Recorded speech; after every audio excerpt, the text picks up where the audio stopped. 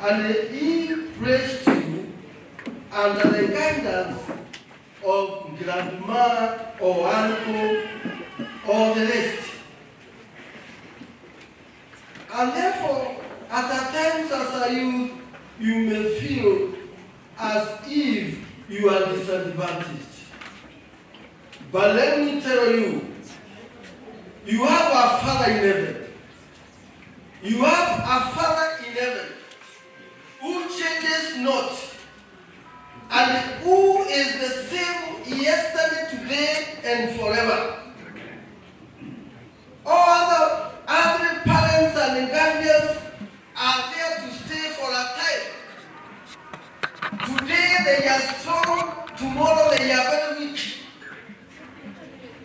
Today they are financially able, tomorrow they are financially paralyzed. But let me tell you, just as Paul encouraged not to despise himself because of his condition, the Lord is telling you the same today. I never end if you take care of you, and you will ensure that whatever good he has started in you, he will bring it unto accomplishment. So be encouraged. Be encouraged. And now, you find, because Timothy was neither Jew nor a Gentile, and in the area where Paul was operating was mainly occupied by the Jews. And therefore, they could not accept and circumcise Timothy. And for that matter, we find that Paul made Timothy to be circumcised. Paul made Timothy to be circumcised. What does this teach us? It teaches us that as a youth, in school, in colleges, we have to adjust our lives sometimes so that we will fit in the larger community, provided it is not sinful.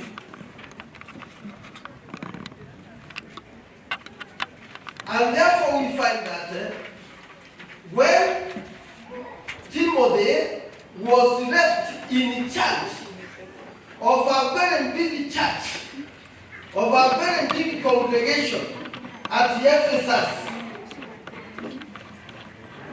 Paul did not cease to continue to encourage this young minister. And therefore, one of the things which he prayed for in Timothy is that he is going to realize the gift which is in him. I know many of you are students. Why are you studying? What are you studying to become?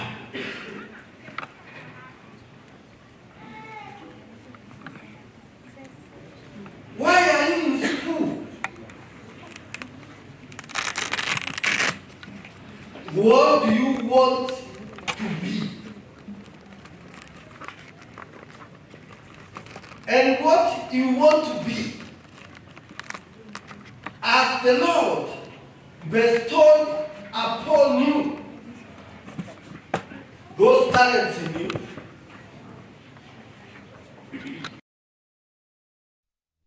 what do you find yourself enjoying doing?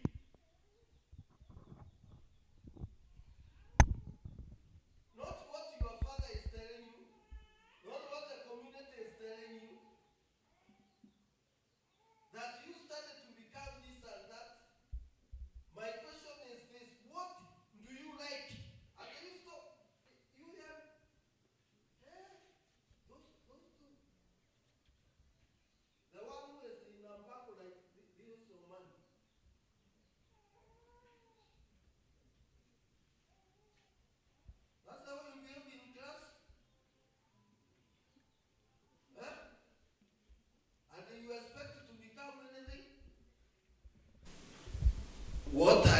standing to become.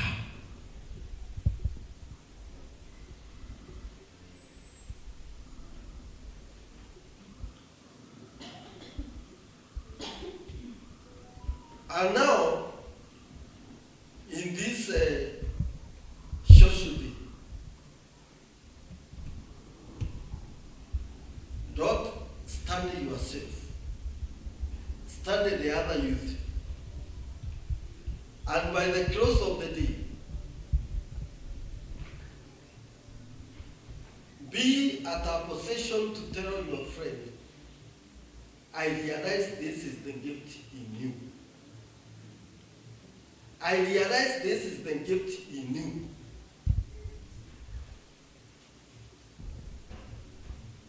Otherwise, if we don't realize our gifts, we will find ourselves fighting over some of the talents which we think they are the best.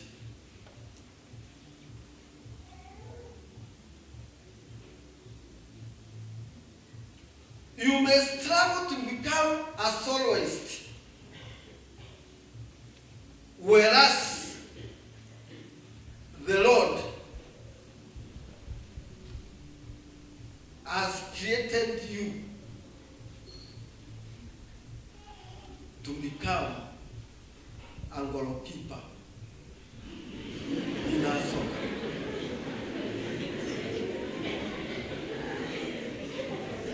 Yes. Yes.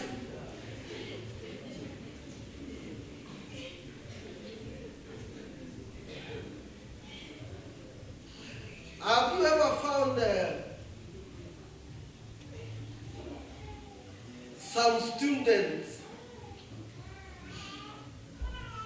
sneaking some of prohibited items in school, not for use but for sale?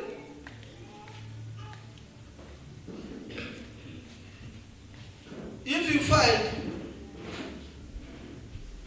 a friend who is sneaking into school compound items like bread, not for his own or our own consumption, but to sell to other students, don't think that that person is a crook.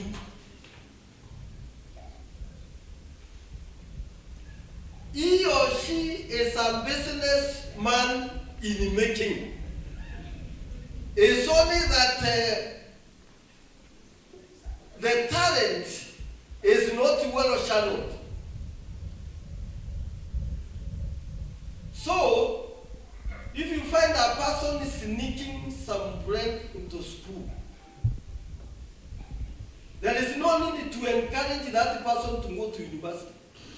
To do what? Encourage and pray for M1 to get starting capital and start a business. Are we together? Praise the Lord. Amen. Do you do that? Don't despise yourself. Don't despise that gift which is in you. Only utilize it in the right way and the right time. So,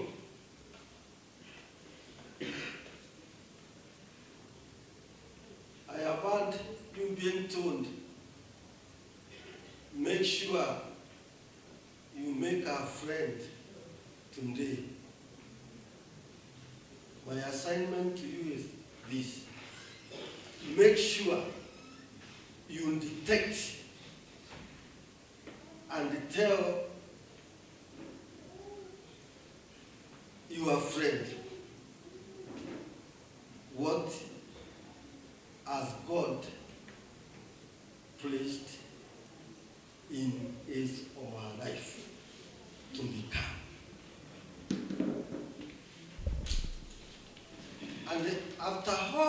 is said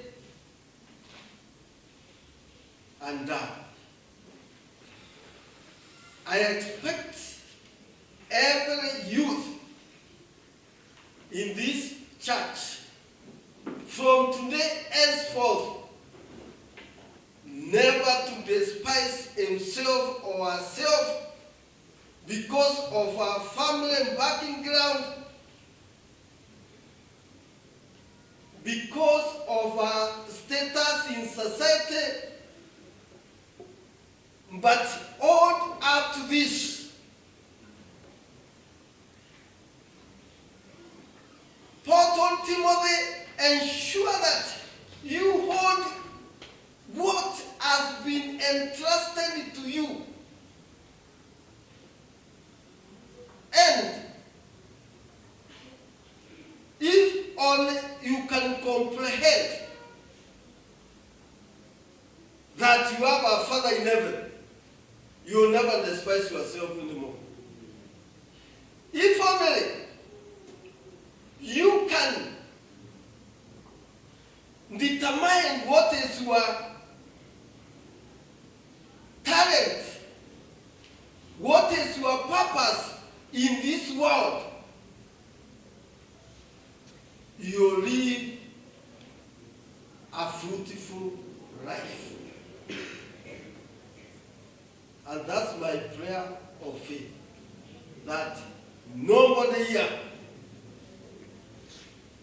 who will live a meaningless life. All of you, you are going to live a meaningful life. A life of impact to others. And then finally, you enter the kingdom of heaven. In the name of the Father, Son, and the Holy Spirit. Amen. Good all the time. All the time. That is, what about the men? Sometimes, of course. So God is good all the time, but men sometimes. So karibuni sana hapa kwa majina Reverend Joel Mwamba. Zaidi ya hayo, Yesu Kristo ni Bwana. Tumetoka Central Kenya kule Nanyuki na tumefurahia. So siku ya leo wayuthi, kama vile tumeambiwa na Bishop, ni wakati wa kujua talanta iliyo ndani ya mwingine. Kwa hivyo tukienda pale kwa kiwanja, wale ambao ni magoalkeeper, wale ambao wanajua kuvuta kamba, wale ambao wanajua kuimba na kuhubiri, tutawajua leo.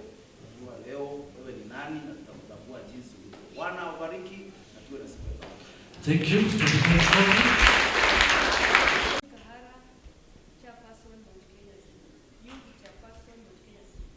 Thank you. Praise the Lord, church. Amen. Good morning. Morning. How are you? My name is Doreen Kateri. I'm born again. Summer social day. The aim is to socialize. Tafadhali, we socialize. We are not here to compete. We are here to do what? To socialize. Usitoke kama una rafiki. Tafadhali.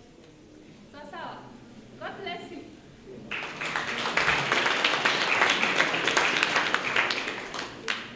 Thank you. Amen.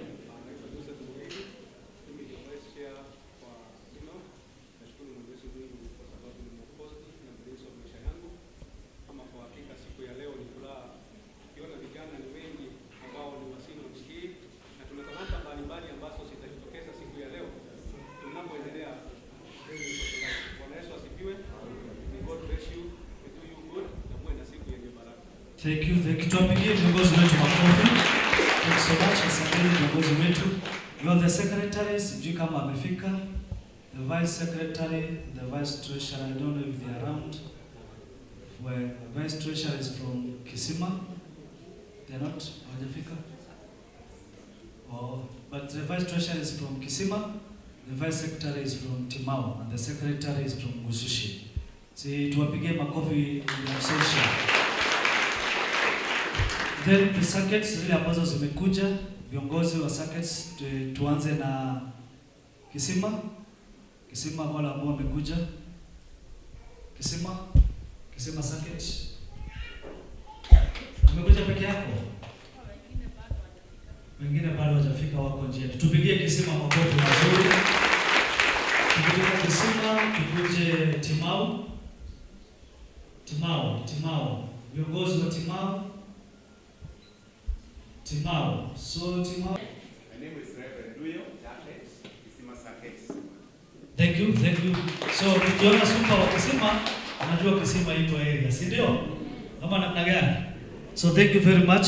So before I invite our coordinator to greet us and tell us 1, 2 or 3 words as we begin, I want to make a few announcements before we continue. Announcement number 1, we have 7 events.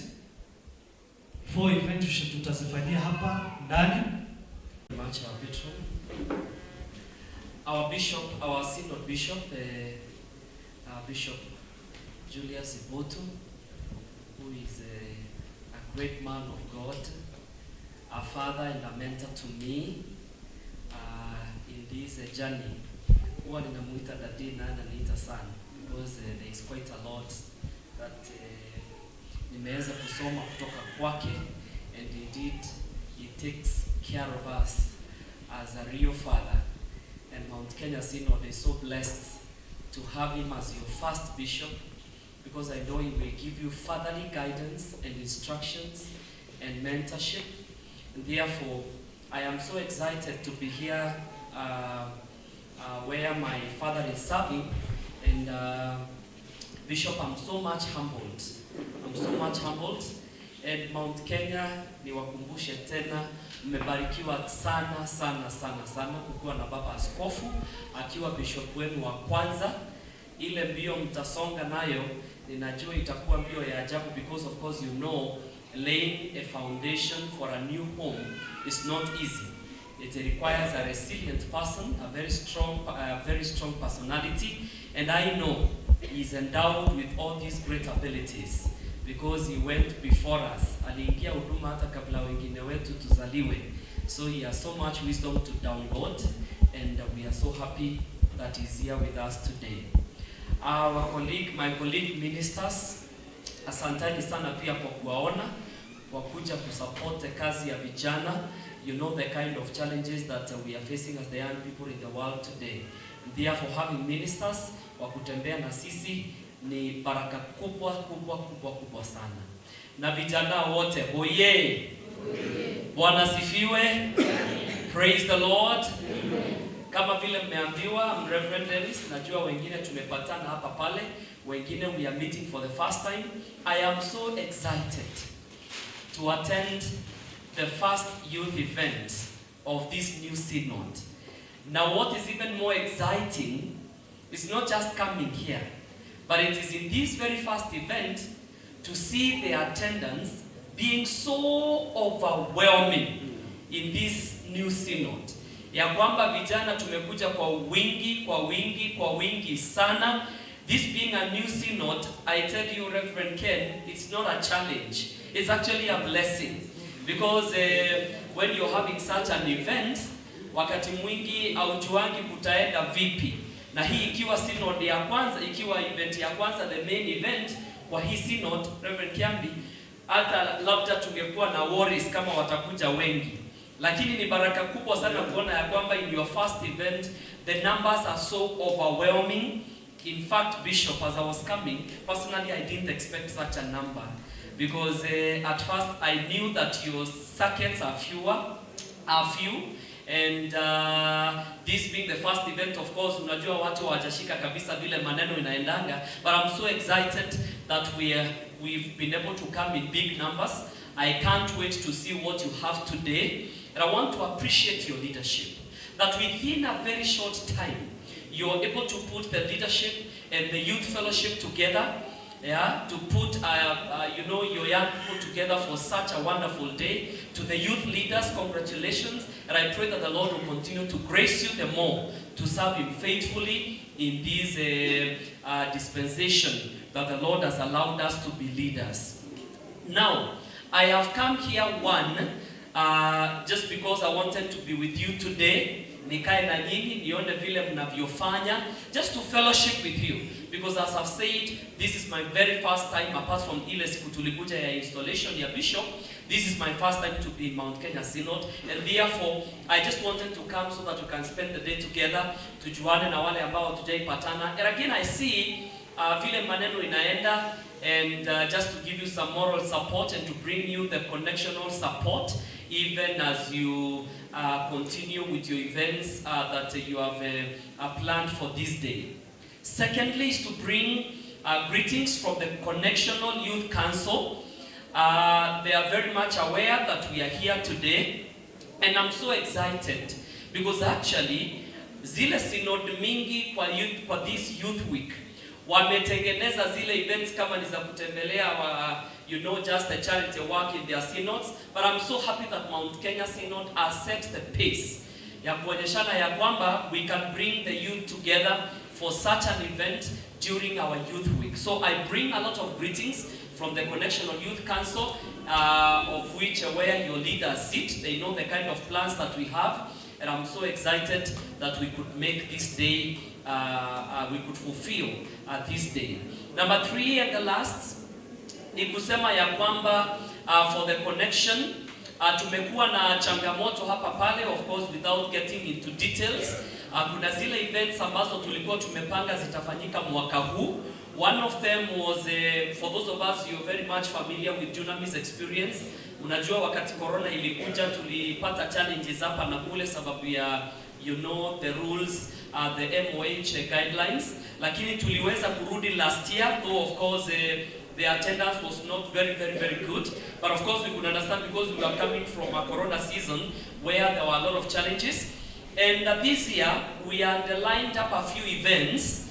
For this year we had planned to go to Kisumu for the event that we were calling ALG, and we had subsidized the cost. However, because that event was supposed to happen in June, of course we've been having challenges here and there, so we could not have that event in June. Lakini in November, we will be having a connectional leaders retreat in Nairobi. Viongozi wote wa vijana right from the church level. We want to encourage all the youth leaders to come. And the reason for attending this event, there are two reasons. Number 1, we want to plan together for next year, God willing. Tujue tunatembelea barabara ipi, because we would want to revive our rallies. We pause Dunamis experience a bit. We revert to rallies and ALG experience. And then, number 2, we want to launch a new program. For those of us that have been attending the Dunamis experience, Bishop, tunakuanga na challenge moja. Due to the uniqueness of our synods, unapata tukifanya event kama ile, kuna ile group huwa inapotea. Na sana sana ile group inapotea ni wale watu wameenda college and above. Reason being, you find some synods bringing even class 8 kids.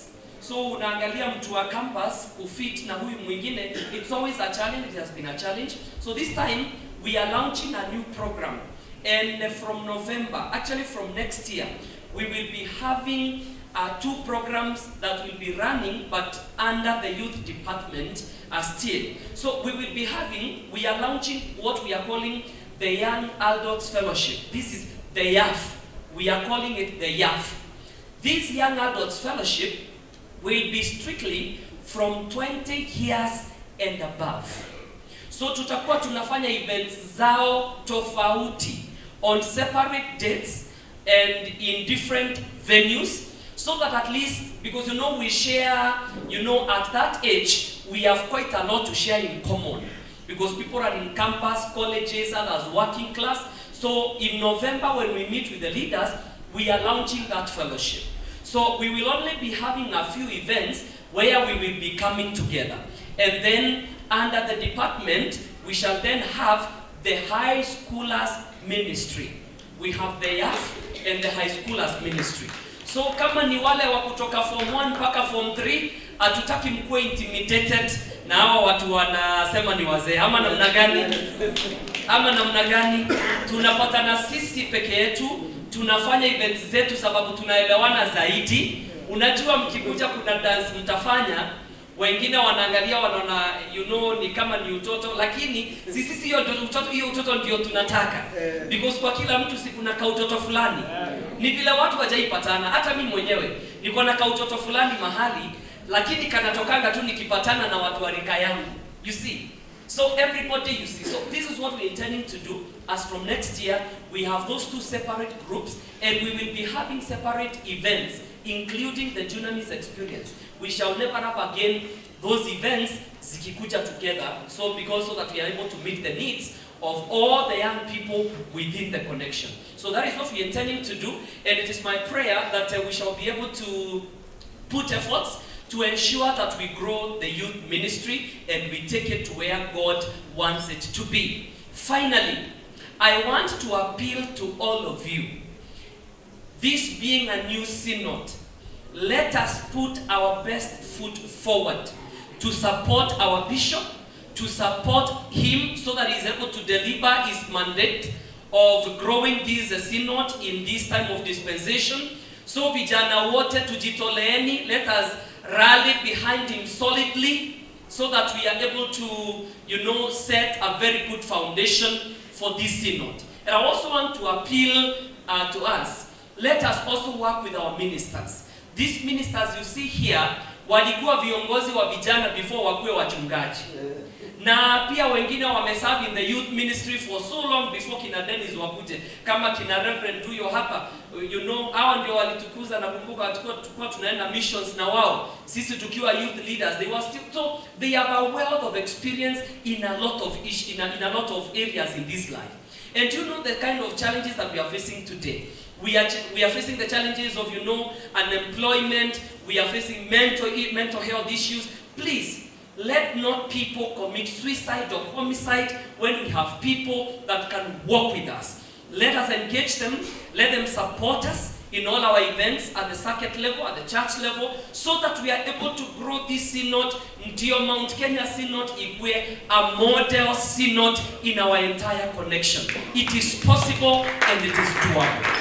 Are we promising that Mount Kenya will be a model synod? Yes. Synod zingine zinafaa kuwa zinakuja kusoma hapa. Kazi ya vijana inafanyika vipi, na hata kazi hiyo ingine ya synod inafaa ifanyike namna gani. I have a lot of confidence in the leadership of our bishop here. I have a lot of confidence in the leadership of the ministers and the youth leaders, kina Jackie and the other leaders here. I have a lot of confidence that these people will be able to deliver. A lot of confidence in the leadership of the patron.